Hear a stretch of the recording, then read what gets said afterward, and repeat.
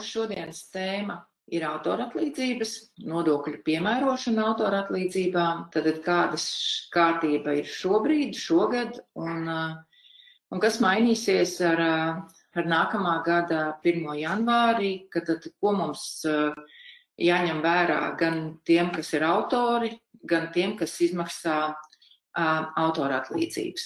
Tad mūsu šodienas semināra saturs pieskarsimies normatīvajam regulējumam, kas regulē šīs te autortiesību piemērošanu, nodokļu likumi, kas nosaka, kādi nodokļi jāmaksā no autoratlīdzībām.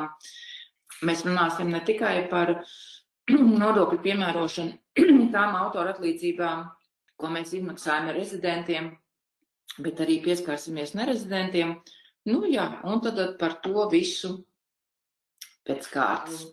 Un šis te autoratlīdzība režīms, tad, kad izmaksātājs ietur nodokļus, tad tas vairs ar jauno gadu vairs nebūs pieejams.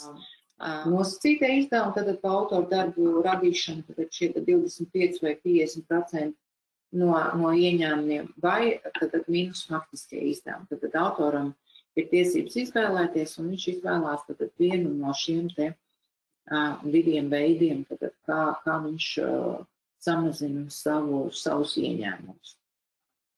Tas ir maksājums nerezidentam, ko viņš saņem kā kompensācija par tiesībām izmantot autortiesības, arī blakus tiesības uz zinātnes, literatūras vai mākslas darbu, tur ieskaitot datorprogrammas un skaņu ierakstus un patentus un vēl var būt tiesības izmantot ražošanas komerciālās vai zinātniskās iekārtas vai par to izmantošanu vai par informāciju attiecībā uz rūpniecisku, komerciālu vai zinātnisku darbību vai pieredzi.